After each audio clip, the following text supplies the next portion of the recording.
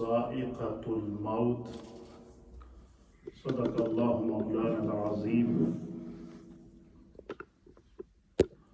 وصدق رسوله النبي الأمين الكريم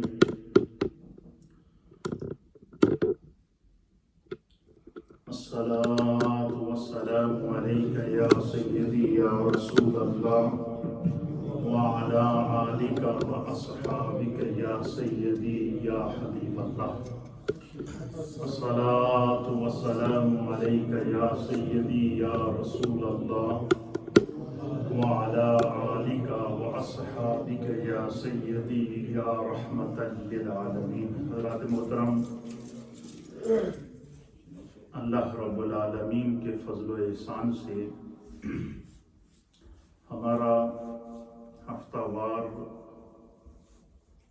درس و تدریس اور مجلس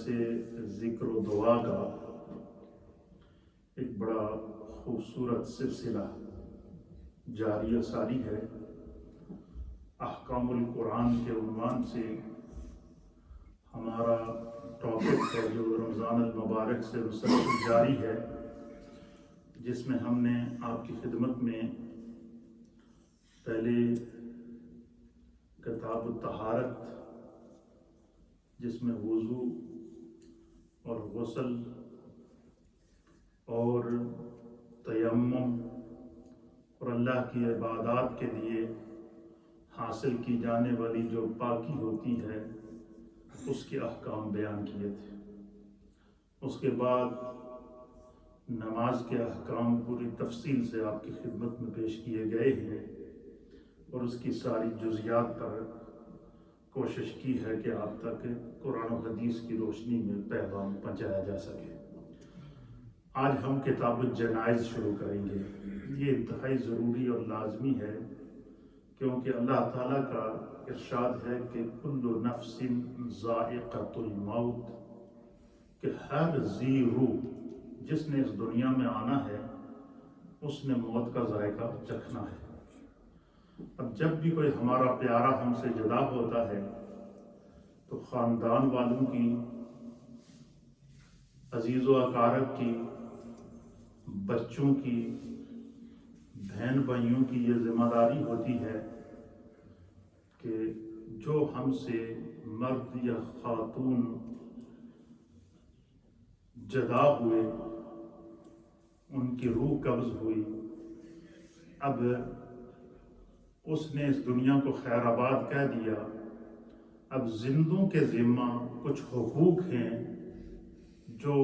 میت کے لیے ضروری اور لازمی ہے، اور وہ ادا کرنا انتہائی ضروری ہیں. اگر وہ کچھ ان کے عزیز و اقارب یا مسلمانوں میں سے کوئی وہ احکام ادا کر دے تو باقی سب کی طرف سے وہ ادا ہو جاتے ہیں، اور اگر کوئی بھی ادا نہ کرے تو سب کے سب گنہگار ہوتے ہیں. اس لیے ہم میں سے ہر ایک کے لیے ضروری ہے کہ جس طرح ہمیں اپنی فکر ہے، آج ہم سے اگر کوئی ہمارا بھائی، ہمارے والدین یا بہن بھائیوں یا عزیز و اقارب میں سے کوئی فوت ہو جائے تو ہم میں سے ہر ایک کو اس چیز کا علم ہونا چاہیے کہ ہماری شرعی اور اخلاقی ذمہ داری کیا ہے، کہ ان کی تدفین تک ہمیں کیا کرنا چاہیے. یہ بڑے ضروری احکام ہیں، اور جو بندہ ان کو دل جمی کے ساتھ اور اسلام اور شریعت اور دین کا اور انسانیت کا مسئلہ سمجھ کر حاصل کرے گا تو بعض روایات کے مطابق کہ جس نے کسی میت کو غسل دیا ہے، میت کے جسم سے جس طرح پانی کے ذریعے میل کچیل کو صاف کر کے اس کے جسم کو دھو کر صاف کیا جاتا ہے، اسی طرح غسل دینے والوں کے بھی خدا گناہ معاف کرتے ہیں، ان کی بخشش یقینی ہو جاتی ہے. اسی طریقے سے ہر ایک شخص جو فوت ہوتا ہے اس کا خاندان ہوتا ہے، اس کے عزیز و اقارب ہوتے ہیں، اور بالخصوص جو خواتین اسلامک بہنیں فوت ہوتی ہیں تو ان کے محرم رشتہ دار ہوتے ہیں، عزیز و اقارب ہوتے ہیں، تو اس لیے ہم میں سے ہر ایک کو احکام میت جاننا ضروری ہے، تاکہ جب بھی کوئی ہمارا اپنا عزیز ہے، چاہے اس کا تعلق ہمارے والدین سے ہو یا بہن بھائیوں سے ہو یا عزیز و اقارب سے ہو یا ننہالی اور ددیالی رشتہ داروں میں سے ہو، تو ہم اس کو آخری جو اس کی رسومات ہیں، اس کو جو الوداع کریں وہ اپنے ہاتھوں کے ساتھ کریں، اور یہ سنت رسول ہے، سنت مصطفیٰ ہے۔ اسلام ایک ایسا آفاقی اور عظیم اور پاکیزہ دین ہے کہ جو انسان کو قبر میں لے جانے تک کے لیے بھی احکام بیان کرتا ہے، یہاں تک کہ میں نے آپ کو طہارت کے احکام کے اندر یہ بیان کیا تھا کہ اللہ کے حبیب علیہ الصلوۃ نے ہمیں یہاں تک تعلیم دی ہے کہ جب تم بیت الخلاء میں جاؤ تو تم دعا پڑھ کر جاؤ، باہر نکلو تو دعا پڑھو۔ تو یعنی جو دین انسان کو استنجا کرنے تک کا طریقہ بتاتا ہو، انسان کو اس حد تک طہارت کو قائم کرنے کا طریقہ بتاتا ہو، تو اس سے بڑا بھی کوئی کریم دین ہوگا۔ اس لیے نبی علیہ السلام اللہ تعالیٰ نے قرآن حکیم فرقان مجید میں فرمایا کہ ان الدین عند اللہ الاسلام، کہ اللہ کے نزدیک ادیان میں سب سے بہترین دین کیا ہے؟ وہ اسلام ہے۔ اسلام کے احکام کو جاننا یہ ہر مسلمان پر ضروری اور لازم ہے۔ بعض علوم وہ ہیں جو ہر مسلمان کو جاننا اس پر فرض ہے، اور ان علوم کا جاننا ہر مسلمان پر فرض ہے، جس طرح کہ ہم 5 وقت کی نماز اللہ نے ہم پر فرض کی ہے، اور بالغ ہونے کے بعد ہر مسلمان کو اس نماز کا علم حاصل کرنا ضروری ہے۔ اسی طریقے سے اس دنیا کے اندر ہم رہیں گے تو اس کے کچھ حقوق، کچھ فرائض، کچھ ادائیگیاں ہیں۔ آج جو ہم بیان آپ کی طرف لے کر آئے ہیں وہ ہے کہ جب انسان کی جان کنی کا وقت ہوتا ہے، روح قبض ہوتی ہے، اور اس کی روح جب اس کے جسم سے پرواز کرنے لگتی ہے، یہ قدرت کا امر ہے کہ انسان کے چہرے کے اوپر، اس کے جسم کے اوپر اس کے اثرات ظاہر ہو جاتے ہیں۔ کیا ہو جاتے ہیں؟ اس کے اثرات ظاہر ہو جاتے ہیں۔ اندازہ ہو جاتا ہے کہ یہ شخص ابھی اس کا اپنی زندگی کا یہ احکام پورے کر چکا ہے، اب آخرت کی طرف اس کی روانگی ہے۔ تو چاہے ان کا تعلق خواتین اسلام سے ہو یا مردوں سے ہو، تو اس کی ہمارے فقہاء کرام نے، محدثین نے علامات بیان فرمائی ہیں کہ جان کنی کی جو علامات ہیں وہ علامات کیا ہیں؟ فرماتے ہیں کہ جس وقت انسان کی روح قبض ہوتی ہے تو سب سے پہلے جو انسان کے بدن سے روح نکلتی ہے وہ اس کے پاؤں سے نکلتی ہے۔ کیا ہوتی ہے؟ پاؤں سے روح نکلتی نکلتی نکلتی نکلتی نکلتی اس کے پیٹ تک پہنچتی ہے، پھر اس کے سینے تک پہنچتی ہے، پھر اس کے گلے تک پہنچتی ہے، اور پھر اس کے منہ کے ذریعے، اس کے ناک کے ذریعے اس کی روح کیا ہو جاتی ہے؟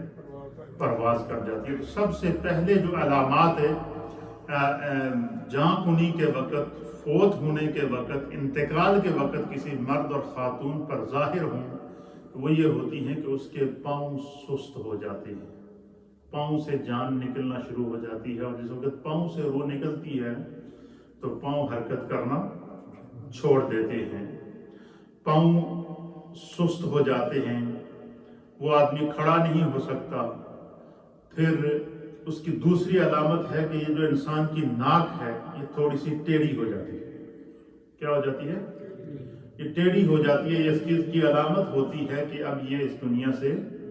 اس کے جانے کا وقت قریب آ چکا ہے۔ پھر اسی طریقے سے انسان کی یہ کان اور کان پٹیاں جو ہوتی ہیں یہ بیٹھ جاتی ہیں، ایک دم ان کے اندر ایک اثرات اس کے ظاہر ہو جاتے ہیں۔ منہ کے اوپر جو کھال ہوتی ہے، جلد ہوتی ہے، یہ تھوڑی سی سخت ہو جاتی ہے۔ یہ ہمارے فقہاء نے، محدثین نے جان کنی کی علامات بیان کی ہیں کہ جب بھی کوئی بندہ مریض ہو یا کسی بندے کے اوپر کوئی مرض موت لاحق ہو جائے تو یہ اس کی علامات ہوتی ہیں۔ یہ علامات جیسے ہی ظاہر ہوں تو اب زندوں کی کچھ ذمہ داری ہے کہ وہ پھر کیا کریں، کہ اس کے قریب بیٹھ کر کیا کریں۔ فرمایا کہ یہ علامات جب ان میں پائی جائیں تو سب سے پہلی بات تو یہ ہے کہ اس جو مرد ہو یا عورت ہو جو قریب میں جو لوگ ہیں ان کی ذمہ داری ہے کہ وہ کوشش کرے کہ ان کو دہنی کروٹ لٹا کر ان کا قبلہ رخ کر دیں، چارپائی کے اوپر کیا کر دیں، دہنی سائڈ پہ دہنی کروٹ پر لٹا کر قبلہ رخ منہ کر دیں۔ اگر اس طرح کرنا ممکن ہے تو جائز ہے، ورنہ جس طرح جو وہ بندہ لیٹا ہوا ہے اسی طرح ہو، اور کوشش کریں کہ اس کے چہرے کو جو ہے وہ قبلے کی طرف کر دیں۔ یہ سب سے پہلا حکم شریعت ہمیں دے رہی ہے کہ اگر ایسی علامات آپ دیکھیں تو تاکہ جو ہے وہ اس انداز سے جو ہے یہ پائی جائیں۔ پھر جو ہے اگر وہ لیٹا ہوا تو اسی طریقے سے لیٹا دیں۔ پھر جو ہے وہ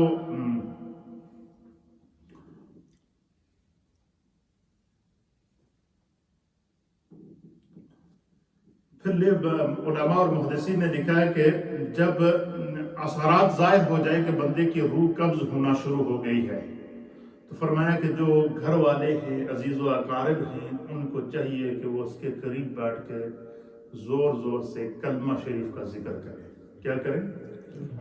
کلمے کا ذکر کریں۔ اس کو تلقین کلمہ کہتے ہیں۔ کیا کہتے ہیں؟ جب اس کے سامنے کلمے کا ذکر کیا جائے گا تو اس کی زبان پر کلمہ جاری ہو جائے گا۔ اور بعض علماء نے لکھا ہے کہ اسے یہ نہ کہیں کہ تو کلمہ پڑھ، کیا یہ نہ کہیں کہ آپ کلمہ پڑھو اونچی آواز سے، بلکہ اس کے سامنے آپ کھڑے ہو کر کیا کرتے ہیں، یا وہاں اس کے قریب چارپائی کے بیٹھ کر آپ زور زور سے کلمہ شریف کا ذکر کریں، اور یا سورہ یاسین شریف کی تلاوت کریں، یا جو ہے وہ دیگر جو ہے وہ اوراد و وظائف پڑھنا بلند آواز سے شروع کر دیں۔ اور تاکید یہ کی گئی ہے کہ جب ایسی علامات ظاہر ہوں تو آپ بندے کے چارپائی کے قریب، اس کے سرہانے کے قریب بیٹھ کر یا اس کے قریب کھڑے ہو کر بآواز بلند سارے جتنے احباب عزیز و اقارب کھڑے ہیں وہ کلمہ شریف پڑھیں، اور اللہ تعالیٰ اس برکت سے اس کی زبان پر کلمہ جاری کر دے گا۔ کیا کر دے گا؟ اس کو تلقین کہتے ہیں، کلمہ شریف کی تلقین کرنا۔ یہ جو اس چیز سے منع کیا گیا کہ اس سے یہ نہ کہا جائے کہ تو کلمہ پڑھ، اس کی وجہ یہ ہے کہ کیونکہ جان کنی کا وقت ہوتا ہے، انسان کی روح نکل رہی ہوتی ہے، کہیں ایسا نہ ہو کہ وہ شدت موت کی وجہ سے اس کے منہ سے یہ بات نکل آئے کہ میں نہیں پڑھتا ہوں کلمہ، مجھے کیوں زور دلوا رہے ہو، یا کلمہ کفر اس کی زبان سے نکل جائے۔ لہذا فرمایا کہ جو قریب بیٹھے ہوئے لوگ عزیز و اقارب ہیں، بیٹے ہیں، اگر ان کے ماں یا باپ ہیں تو ان کے جو بیٹے اور بیٹیاں ہیں، جو خاندان والے ہیں، عزیز و اقارب ہیں، ان کی یہ ذمہ داری کیا ہے کہ وہ ان کے قریب بیٹھ کر ان کو تلقین کریں اور بلند آواز سے کلمہ شہادت پڑھتے رہیں، پڑھتے رہیں، پڑھتے رہیں، پڑھتے رہیں۔ جب اس نے کلمہ پڑھ لیا تو فرمایا کہ پھر تلقین کو موقوف کر دیں۔ اگر آپ دیکھتے ہیں کہ آپ کو دیکھ کر اس بندے نے، مرد نے یا خواتین نے، عورت نے، اس نے کلمہ شریف اپنی زبان سے پڑھ لیا تو فرمایا کہ پھر اس تلقین کو موقوف کر دیں، تاکہ کوشش یہ رہے کہ اس کی زبان سے روح قبض ہوتے وقت جو آخری کلمہ نکلا ہے وہ کلمہ شہادت ہے، یا اللہ کا ذکر نکلا ہے، یا اللہ کا نام نکلا ہے، یا تو پھر بعض لوگ ہوتے ہیں کہ جن کی زبان پر درود پاک جاری ہوتا ہے، کوئی ایسا کلمہ یا قرآن کی کوئی آیت کسی نے پڑھ لی ہے تو یہ سمجھ لیں کہ وہ جو ہے وہ اس کو یہ ہوش ہے کہ میرے روح کے قبض ہونے کا وقت ہے، تو وہ زبان سے کلمات فرمایا کہ پھر کلمہ کو موقوف کر دے۔ ہاں اگر کلمہ پڑھنے کے بعد فرمایا کہ اس نے کوئی بات کی، اگر کلمہ پڑھا اس کے بعد بھی اس کو زندگی کا اتنا سانس کا وقت مل گیا کہ اس نے کوئی بات کی، تو فرمایا کہ پھر دوبارہ اس کے قریب پھر کلمہ شریف پڑھیں، اور نیت کیا رکھیں کہ اس کی زبان سے روح قبض ہوتے وقت جو آخری کلمہ نکلے وہ کلمہ شہادت ہو، تاکہ وہ کلمہ پڑھتے پڑھتے، کیونکہ نبی علیہ السلام نے فرمایا کہ انما الاعمال بالخواتیم، حضور علیہ السلام نے فرمایا کہ انسان کے اعمال کا دار و مدار اس کے خاتمے پر ہوتا ہے، اور وہ حالت ایمان کے اندر دنیا سے جائے۔ ہاں اگر کسی نے کلمہ نہیں پڑھا تو کوئی ضروری نہیں کہ وہ اونچی آواز سے پڑھ سکتا، ہو سکتا اس نے دل میں پڑھ لیا، ایک بات۔ دوسرا یہ کہ جس کی پوری زندگی اسلام کے مطابق گزری ہو، شریعت محمدیہ کے مطابق گزری ہو، تو اس کے متعلق یہی گمان کیا جائے گا کہ یہ حالت ایمان پر قائم رہا اور اسی حالت میں اس نے اپنی جان جاں کنی کے حوالے کر دی۔ یہ آج کل چونکہ گھروں میں جو اموات ہوتی ہیں ان کے لیے یہ پاسبل ہوتا ہے، لیکن بعض اموات ایسی ہوتی ہیں جو ہاسپٹل وغیرہ میں ہوتی ہیں تو وہاں پر تو کسی کا بس نہیں ہوتا، لیکن چونکہ انسان کی جو زندگی گزری ہوتی ہے اسی کی زندگی کے مطابق اس کے خاتمے کا انتظام اور اہتمام اور انصرام کر کے اس کو عازم سفر آخرت کر دیا جائے گا۔ تو فرمایا کہ جو ہے وہ اگر اس نے کوئی بات کر لی تو پھر تلقین کریں تاکہ اس کا آخری کلام لا الہ الا اللہ محمد الرسول اللہ ہو۔ تلقین کرنے والا کوشش کریں کہ کوئی خاندان کا نیک شخص ہو، کوئی کیا ہو، نیک شخص ہو۔ اور یہ بھی ہمارے فقہا نے لکھا کہ ایسا شخص نہ ہو کہ جس کے ساتھ پوری زندگی جھگڑا رہا تو سوچے کہ چلو جی جائے تو جان ہی چھوڑ جائے۔ بعض لوگ ہوتے ہیں جن کو خوشی ہوتی ہے کہ فلاں بندہ مر جائے، ایسے بھی بہت سنگ دل قسم کے لوگ ہوتے ہیں۔ تو فرمایا کہ تلقین کرنے والا ایسا شخص نہ ہو کہ جس کو اس کے مرنے کی خوشی ہو، یا اس کے پاس جو ہے وہ اس وقت کوئی نیک اور پرہیزگار لوگ اور خاندان کے لوگ ہوں جو ہے وہ ذکر وغیرہ کرتے رہیں تو ان کو دیکھ کر جو ہے اس کی زبان پر آٹومیٹک کلمہ جاری ہو جاتا ہے۔ اور جو خاندان میں بہت سارے لوگ ہوتے ہیں جو نماز پڑھتے ہیں، تلاوت قرآن کرتے ہیں، اور ان کے گھر والے احکام بچے ان کو دیکھتے ہیں اور ان کی کوشش ہوتی ہے کہ ہم اس عادت کو کیا کریں، اپنائیں، تو فرمایا کہ یہ تلقین کریں۔ فرمایا کہ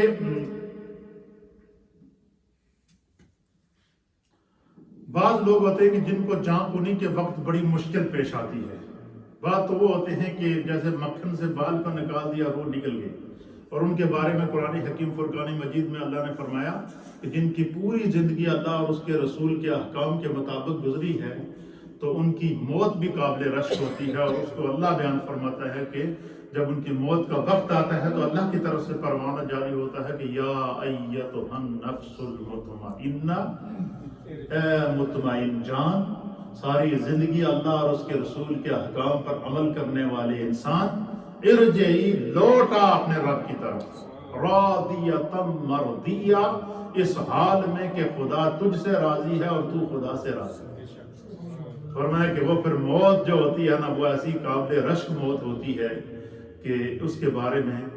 کہا گیا ہے کہ موت اس کی ہے جس کا زمانہ کرے افسوس، یوں تو آئے ہیں زمانے میں سبھی مرنے کے لیے۔ پھر اسی طریقے سے فرمایا کہ جس وقت جو ہے وہ کوئی اور بعض وہ ہوتے ہیں کہ جن کی جاں کنی کا وقت بڑا سخت ہوتا ہے، مشکل ہوتا ہے، روح بڑی مشکل سے قبض ہوتی ہے، کئی دن لگ جاتے ہیں اور بندہ حالت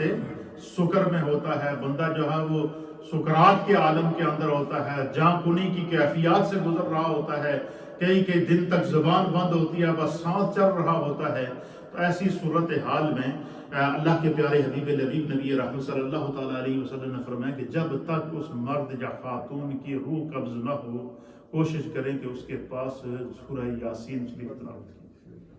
فرمایا جن کے پاس سورہ یاسین شریف کی تلاوت کر دی جائے، سورہ یاسین شریف کی یہ برکت ہے کہ اللہ تعالیٰ اس کے جان کنی کے احکام کو کیا کر دے گا، آسان کر دے گا۔ بعض لوگ وہ ہوتے ہیں جو گناہگار ہوتے ہیں، بعض وہ ہوتے ہیں جن سے ماں باپ ان سے ناراض ہوتے ہیں، جیسے حدیث پاک کے اندر آتا ہے کہ اللہ کے پیارے حبیب لبیب نبی رحمت صلی اللہ علیہ وسلم کے ایک صحابی تھے جن کا نام تھا حضرت علقمہ رضی اللہ تعالیٰ عنہ۔ بڑے نیک صحابی تھے، بڑے صوم و صلات کے پابند تھے، تہجد گزار تھے،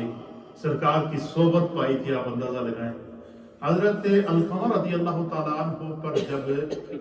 سکرات کا عالم آیا، موت کا وقت آیا، جاں کنی کا وقت آیا، تو کئی دن گزر گئے، ان کی روح یہاں اٹکی ہوئی تھی، ان کو روح نہیں نکل رہی تھی۔ سارے گھر والے قریب بیٹھے ہوئے ہیں، ایک صحابی رسول، آپ اندازہ لگائیں، ان کی روح قبض نہیں ہو رہی اور بڑی سخت جاں کنی کے عالم کے اندر ہیں۔ اب جب سب گھر والوں نے دیکھا کہ ان کی روح قبض نہیں ہو رہی تو پریشان ہو گئے، تو انہوں نے کسی کو بھیجا کہ آپ سرکار دو عالم صلی اللہ علیہ وسلم کے پاس جائیں اور حضور علیہ نبی علیہ الصلوۃ والسلام کی بارگاہ میں یہ منظر پیش کرے کہ آپ کا علقمہ موت اور زندگی کی کشمکش کے اندر ہے، اور اتنے دن ہو گئے اس کی روح جو ہے اس کی حلق کے اندر اٹکی ہوئی ہے، اس کی روح قبض نہیں ہو رہی ہے اور بڑی تکلیف میں ہے۔ یا رسول اللہ آپ ان پر نظر کرم فرمائیں۔ جیسے ہی حضور نبینا علیہ الصلوۃ والسلام کے پاس یہ پیغام پہنچا تو حدیث کے اندر آتا سرکار فوراً کھڑے ہو گئے، حضرت بلال دیگر صحابہ کو ساتھ لیا اور آپ حضرت علقمہ رضی اللہ تعالیٰ عنہ کے گھر تشریف لائے اور حضور علیہ الصلوۃ والسلام ان کے سرانے کھڑے ہوئے اور ان کی کیفیت کو دیکھا تو اللہ کے نبی تو اپنی نگاہ نبوت سے دیکھ رہے تھے، تو سب سے پہلے جب حضور نے دیکھا کہ وہ حضور نے فرمایا کب سے یہ ہے، ان کو عرض کیا کہ یا رسول اللہ 3 سے 4 دن گزر گئے ہیں، یہ مسلسل اسی جان کنی کی کیفیت میں ان کی روح قبض نہیں ہو رہی۔ تو اللہ کے حبیب علیہ الصلوۃ والسلام نے فرمایا کہ ان کے ماں باپ زندہ ہیں؟ تو عرض کیا گیا یا رسول اللہ ان کی والدہ زندہ ہے۔ فرمایا وہ ان کے ساتھ رہتی ہیں؟ حضور نے عرض کیا گیا یا رسول اللہ نہیں، وہ ان کے ساتھ نہیں رہتی۔ حضور نے فرمایا کہ جائیں ان کی والدہ کو بلائیں۔ قاصد گیا، حضرت علقمہ رضی اللہ تعالیٰ عنہ کی والدہ کو بلایا۔ جب آپ کی والدہ تشریف لائیں تو سرکار دو عالم صلی اللہ تعالیٰ علیہ وآلہ وسلم، یہ جو لوگ اپنے ماں باپ کو تنگ کرتے ہیں زندگی کے اندر، یہ ان کے لیے بہت بڑا سبق ہے اس کے اندر۔ تو جب حضرت علقمہ کی والدہ کو بلایا گیا اور جب ان کی والدہ تشریف لائیں تو سرکار دو عالم صلی اللہ تعالیٰ علیہ وآلہ وسلم نے سب سے پہلا سوال آپ کی والدہ سے یہ کیا کہ علقمہ کی ماں یہ بتاؤ کہ کیا تم علقمہ سے خوش ہو؟ انہوں نے عرض کیا کہ یا رسول اللہ میں علقمہ سے راضی نہیں ہوں۔ کیا فرمایا؟ کہ میں علقمہ سے راضی نہیں ہوں، اور اس کی وجہ یہ ہے کہ یہ اپنی بیوی پر مجھ کو ترجیح دیتا تھا، بیوی کی بات سنتا تھا اور مجھے گالم گلوچ کرتا تھا، مجھے ڈانٹتا تھا یا مجھے اگنور کر دیا کرتا تھا، جو ہے وہ اپنی بیوی کی بات کو ترجیح دیتا تھا، تو اس کی یہ بات مجھے اچھی نہیں لگی اور میرا دل اس پر خوش نہیں ہے۔ تو اللہ کے حبیب علیہ الصلوۃ والسلام نے صحابہ سے کہا کہ لکڑیاں جمع کرو۔ وہ عرض کرنے لگے ان کی والدہ کہ یا رسول اللہ لکڑیاں کیوں جمع کر رہے ہیں؟ حضور نے فرمایا ان لکڑیوں کو آگ لگاؤں گا اور علقمہ کو اس کے بیچ میں ڈالوں گا۔ تو ان کی والدہ نے عرض کیا کہ یا رسول اللہ میں تو ایسا نہیں کرنے دوں گی کہ اپنے سامنے اپنے بیٹے کو آگ میں جلتے ہوئے دیکھوں۔ تو حضور نے فرمایا کہ آپ کا بیٹا تو جہنم کی آگ میں جا رہا ہے، آپ اسے دنیا کی آگ کے لیے۔ تو انہوں نے عرض کیا کہ یا رسول اللہ یا حبیب اللہ میں نے اپنے بیٹے کو معاف کر دیا ہے۔ کیا کر دیا ہے؟ میرے دل میں اس کے لیے کوئی رنجش تھی تو میں نے اس کو معاف کر دیا ہے، اللہ کے لیے معاف کر دیا، اور اس معافی پر آپ کو گواہ بناتی ہوں۔ بس اتنی بات کہنی تھی تو حضور نے فرمایا جا کر دیکھو علقمہ کی زبان پر کلمہ جاری ہو گیا۔ اب صحابہ اکرام کہتے ہیں، حضرت بلال رضی اللہ تعالیٰ عنہ اور دیگر صحابہ کہتے ہیں رب کعبہ کی قسم جیسے ہی ہم حضرت علقمہ کے دروازے پر پہنچے تو وہ اتنی بلند آواز سے کلمہ شریف پڑھ رہے تھے کہ ان کی آواز دروازے کے باہر ہم نے سنی، اور وہ کلمہ پڑھتے پڑھتے انہوں نے اپنی جان آخری کے حوالے کر دی۔ تو بعض لوگ اپنی بشری کمزوریوں کی وجہ سے، اپنے والدین کا دل دکھانے کی وجہ سے، جب ان کی، اس لیے علماء اور محدثین نے لکھا ہے کہ اگر کسی کے والدین ناراض ہوں اور فوت ہو جائیں تو اسے چاہیے کہ وہ ماں باپ کی قبر پر جا کر ان سے معافی مانگے۔ یہ بہت بڑا جو ہے وہ اس میں ہمارے لیے سبق ہے۔ تو فرمایا کہ جس کی جان کنی کا مشکل وقت ہو تو روح قبض نہ ہو رہی ہو، تو اگر اس کے والدین زندہ ہیں تو انہیں چاہیے کہ وہ فوراً اس کے قریب کھڑے ہو کر کہیں کہ امام نے اللہ کے لیے اس کو معاف کر دیا ہے، اس سے اس کی روح آسانی سے کیا ہو جائے گی؟ پرواز کر جائے گی۔ یا پھر اس کے قریب جا کر سورہ یاسین شریف کثرت سے پڑھی جائے۔ فرمایا جس میت کے قریب جس شخص کے قریب سورہ یاسین پڑھی جائے گی اس کی روح کیا ہو جائے گی؟ آسانی سے پرواز ہو جائے گی۔ یہ روح نکلنے سے پہلے کے یہ احکام ہیں جو ہم میں سے ہر ایک کو جاننا ضروری ہے۔ کیا ہے کہ جب بندے کی روح قبض ہو رہی ہو، روح نکل رہی ہو، تو اس کے قریب کیا کریں؟ کلمہ شریف کا ذکر کریں، اس کے چہرے کو قبلے کی طرف کر دیں، اس کے سامنے تلقین کلمہ کرتے رہیں، پھر اسی طریقے سے جو ہے وہ اس کے سامنے جو وہ تلاوت قرآن کی جائے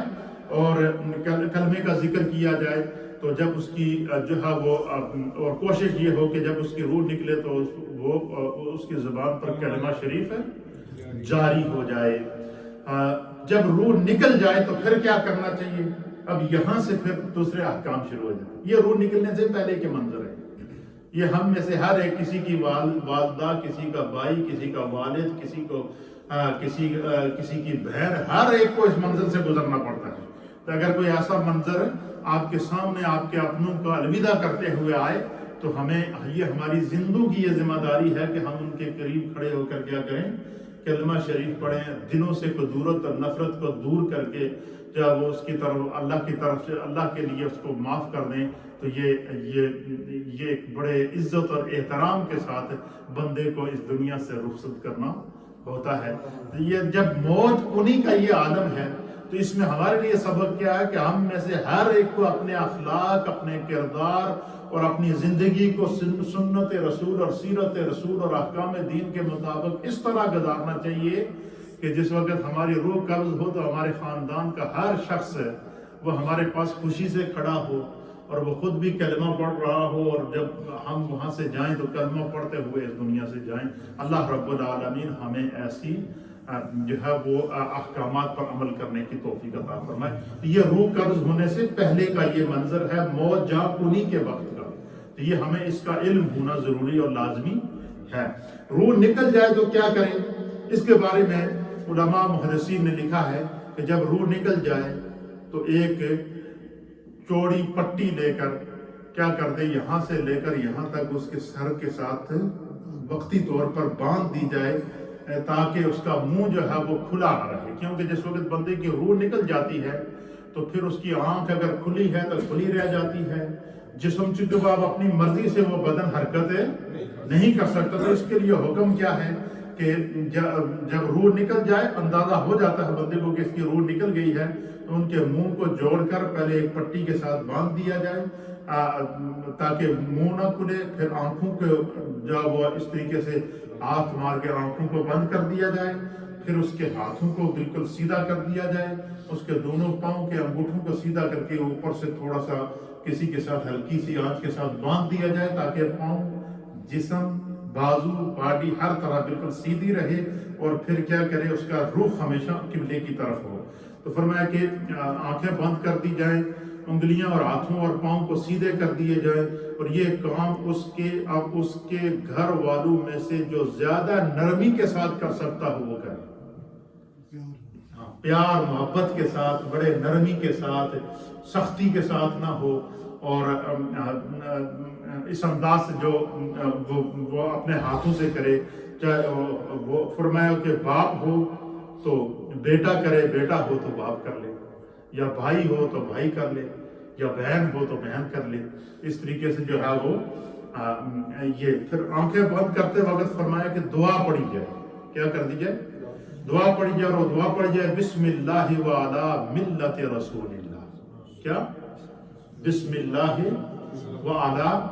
ملت رسول اللہ، اللہم یسرہ علیہ امرہ وسہل علیہ ما بعدہ واسعدہ بلقائک واجعل ما خرج علیہ خیرا مما خرج عنہ. اس کا ترجمہ یہ ہے کہ اے اللہ اس کا ترجمہ یہ ہے کہ اللہ کے ساتھ اور اس کے رسول کی ملت پر ہم اس کو کیا کر رہے ہیں کہ اللہ تیرے دین کے اوپر اور تیرے رسول کی ملت پر ہم اس کو کیا کر رہے ہیں، الوداع کر رہے ہیں. اے اللہ اس کے کام کو آسان کر دے. کیا مطلب؟ اس کے حساب و کتاب کو کیا کر دے، آسان کر دے، اور اس کی بعد کی جو منزلیں ہیں اس کے لیے آسانی پیدا کر دے، اور اسے نیک بخت کر، اور جس طرف سے نکلا ہے، جس طرح یہ اس دنیا سے جو ہے وہ اپنی زندگی گزار کے ایمان کی حالت میں گیا ہے، آخرت میں بھی اللہ تعالیٰ اسے سرکار دو عالم صلی اللہ علیہ وسلم کا قرب اور شفاعت نصیب فرمایا کہ اس کے بعد پھر جن کپڑوں جو کپڑے اس کو پہنائے ہوئے ہوتے ہیں ان کپڑوں کو اتار لیں، اور پھر کپڑے کے ساتھ ایک چادر میں اس کے بدن کو کیا کر دیا جائے، لپیٹ دیا جائے. اور پھر اس کے بعد کے جو احکام ہیں یہ پھر یہاں سے غسل میت کے احکام آگے کیا ہو جاتے ہیں، شروع ہو جاتے ہیں. پھر میت کو غسل دینے کا کیا طریقہ ہے اس کو ہم انشاءاللہ اگلی مجلس میں آپ کی خدمت میں پیش کریں گے. پھر نماز جنازہ پڑھنے کا کیا طریقہ ہے، میت کو قبر کے اندر اتارنے کا کیا طریقہ ہے، میں چاہ رہا ہوں کہ جتنے بھی یہ احکام جنائز ہیں یہ، اور پھر میت کو غسل دینے کا طریقہ کیا ہے، اور غسل میت کو کن لوگوں کو دینا چاہیے، یہ ساری چیزیں یہ ہم میں سے ہر ایک کو اس منظر سے گزرنا ہے۔ ہم دوسروں کے بارے میں سوچیں گے تو ہماری جب روح نکلے گی تو ہمارے بارے میں بھی کوئی سوچے گا۔ اس اور وہ لوگ سب سے زیادہ خوش قسمت ہوتے ہیں وہ مرد اور وہ خواتین جو لوگ فوت ہو جائیں جن کو وہ غسل دیتے ہیں۔ اس کے اوپر بھی میں آگے جا کر پوری تفصیلات بیان کروں گا کہ اس کی کتنی بڑی فضیلت اور کتنی بڑی اہمیت ہے۔ آج کے درس میں ہم نے کیا سیکھا ہے کہ جب موت جاں کنی کا وقت ہو تو کیا کیا جائے؟ کلمہ شریف کی تلقین کی جائے، اس میت کے قریب کھڑے ہو کر کلمہ شریف پڑھا جائے، پھر اس کے قریب جو ہے یاسین شریف کی تلاوت کی جائے، پھر اس کو جو ہے وہ اس کے روح کو قبلہ روح کر دیا جائے، اور اگر پاسبل ہو تو اس کو دینی کروٹ لٹایا جائے، اگر ایسا نہیں ہے تو اگر وہ بالکل لیٹے ہوئے ہیں تو اسی طریقے سے اس کا چہرہ جو ہے وہ قبلے کی طرف کر دیا جائے، اور پھر جو ہے وہ جب روح نکل جائے تو اس کی آنکھوں کو، ہاتھوں کو، پاؤں کو جوڑ دیا جائے۔ پھر اس کے بعد میت کے احکام شروع ہو جاتے ہیں کہ اس کو غسل دیا جائے، غسل دینے کے بعد پھر اس کو کفن پہنایا جائے، کفن دینے کے بعد پھر اس کی نماز جنازہ ادا کی جائے، اور نماز جنازہ ادا کرنے کے بعد پھر جو ہے وہ